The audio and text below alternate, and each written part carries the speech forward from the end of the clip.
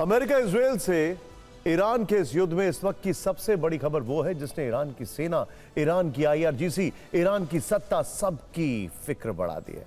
सवाल यह है कि क्या ईरान में सुरक्षा की सबसे बड़ी दीवार गिर गई है?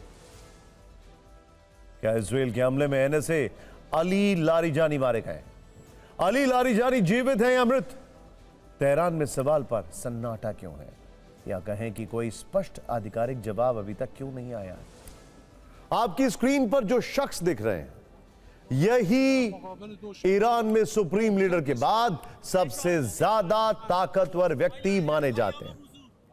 कहा जाता था कि खमेनी का अगर असली ट्रस्ट किसी के ऊपर था, इन रियलिटी वो किसी पे ट्रस्ट करते थे, तो अली लारिजानी थे। ये है अली लारिजानी। इन्हें ईरान की सुरक्षा दीवार भी कहा जाता है। यह आखिरी बार पिछले शुक्रवार को कुद्दस दिवस रैली के दिन तेहरान की सड़कों पर दिखे थे। वहीं से ट्रंप को ललकारते हुए कहा था कि युद्ध ट्वीट या पोस्ट करके नहीं जीते जाते। तब से सार्वजनिक तौर पर नहीं दिखे, और अब इजराइल की ओर से दावे किए जा रहे हैं कि लारिजानी हवाई हमले में मारे गए। इजराइल के PM बेंजामिन नेतन्याहू ने थोड़ी देर पहले बयान दिया कि लारिजानी को मार दिया गया है। दोपहर में यही घोषणा इजराइल की सेना IDF ने भी की थी। बयान में कहा गया, 17 मार्च को इजराइल की वायुसेना ने खुफिया जानकारी मिलने के बाद तेहरान में लारिजानी के ठिकानों पर एयर स्ट्राइक की थी। इस हवाई हमले में उनकी मौत हो गई। इजराइल के रक्षा मंत्री काटेज ने भी दावा किया है कि लारिजानी को मार दिया गया है, और इसी हमले में उनके बेटे की भी मौत हो गई है। उनके अलावा ईरान में बासिज फोर्स के चीफ गुलाम रजा सुलेमानी और बासिज फोर्स के टॉप कमांडर मुर्तजा विनासब को भी मार दिया गया है। हालांकि इजराइल के इस दावे पर ईरान की ओर से अभी तक कोई प्रतिक्रिया नहीं आई है। ईरान ने अब तक ये साफ नहीं किया है लारिजानी किस हाल में है।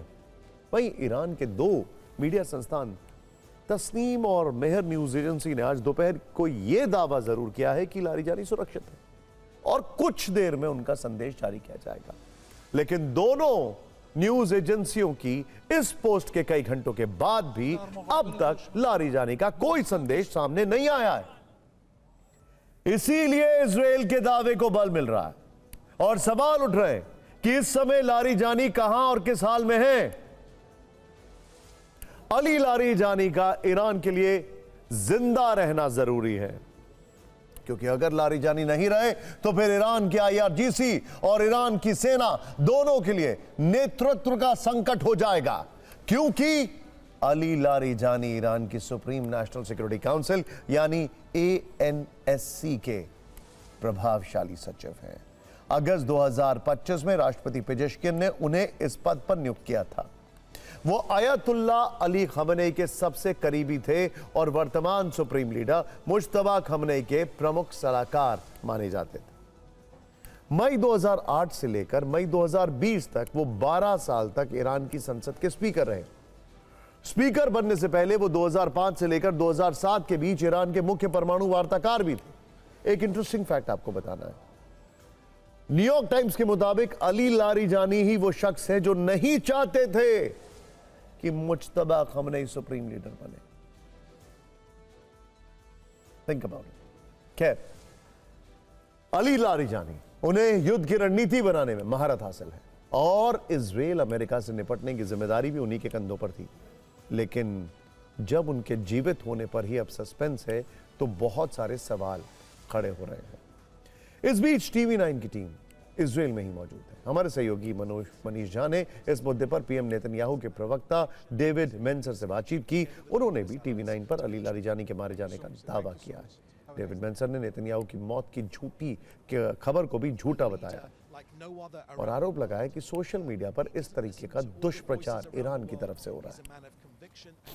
Look, in the first 40 seconds of this war, we took out Ayatollah Khamenei, we took out 40 of the leaders, but Larijani was remaining. I can confirm, as has been said by the defense minister, that he has indeed been eliminated. Our prime minister directed the attack.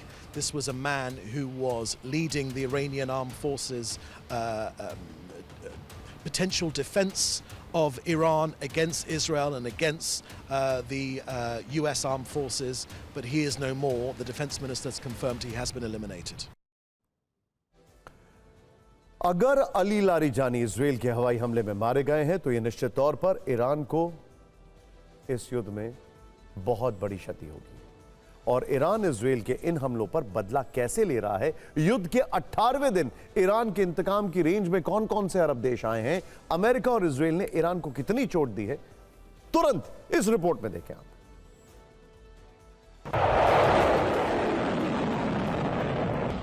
युद्ध के 18वें दिन ईरानी हमले की 58वीं लहर देखने को मिली। Iran ने इस दौरान फतेह इमाद जैसी घातक मिसाइलों से हमला किया, शाहिद ड्रोन का भी इस्तेमाल किया। सबसे ज्यादा टारगेट पर इजराइल रहा। तेल अवीव में शाम को बड़ा अटैक किया गया। मिसाइल हमले के बाद तेल अवीव से धुएं का गुबार उठता दिखा।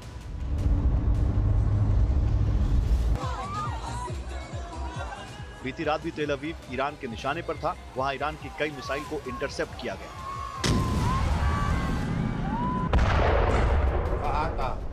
इजराइल के अलावा इराक में अमेरिकी दूतावास पर फिर से हमला हुआ। बगदाद में 5 ड्रोन और रॉकेट से हमले के बाद एम्बेसी में आग लगी।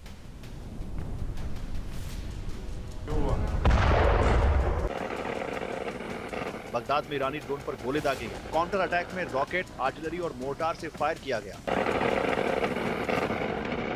17 मार्च साथ है। यूएई में पहली बार ईरान के निशाने पर शारजाह शहर भी आया। वहां के इंडस्ट्रियल जोन में हमला हुआ। अमेरिकी मिलिट्री बेस पर ड्रोन अटैक किया गया। आईआरजीसी ने भारी नुकसान पहुंचाने का दावा किया। ईरान के हमलों पर यूएई के रक्षा मंत्रालय का बयान सामने आया, जिसमें बताया गया कि ईरान ने आज यूएई पर 10 बैलिस्टिक मिसाइलें दागी थी। 45 ड्रोन से हमला बोला था। यूएई के फुजैरा में ऑयल इंडस्ट्री जोन में हमला हुआ। यूएई के एयर डिफेंस सिस्टम ने सभी को नष्ट किया। यूएई के अलावा दोहा में आज ईरान ने 14 बैलिस्टिक मिसाइलें लॉन्च की थी। लेकिन जिस तरह से यूएई हर दिन ईरान के रडार पर आ रहा है, उससे ट्रंप जरूर हैरान और परेशान है। उनका ये ताजा बयान तो ऐसा भी नहीं है कि युद्ध के 18वें दिन सिर्फ ईरान ने ही जबरदस्त वार किया है। ईरान पर पलटवार भी जोरदार हुआ है। ईरान के मिलिट्री साइट पर हवाई हमले हुए, मिलिट्री साइट तबाह हो गई, इलेक्ट्रॉनिक रडार सिस्टम बर्बाद हो गई, मिसाइल प्रोडक्शन यूनिट को नष्ट करने का दावा किया गया। शिराज में मिसाइल कमांड सेंटर पर भी हमला हुआ। लेकिन ईरान इसके बाद भी युद्ध में आक्रामक दिख रहा है। अब तो ईरान की सेना के प्रवक्ता भी सीधे ट्रंप का मजाक उड़ाने लगे। कहने लगे हैं अमेरिका के यह ऑपरेशन एपिक फ्यूरी नहीं, एपिक फियर है। सोशल मीडिया पर युद्ध नहीं होता, युद्ध का नतीजा मैदान में तय होता है। इस युद्ध की यही विडंबना है। कौन हार रहा है, कौन जीत रहा है, पिक्चर 18वें दिन भी साफ नहीं। बस स्पष्ट है तो ये बात कि अमेरिका और इजराइल रुकने को तैयार नहीं है और ईरान झुकने को तैयार है।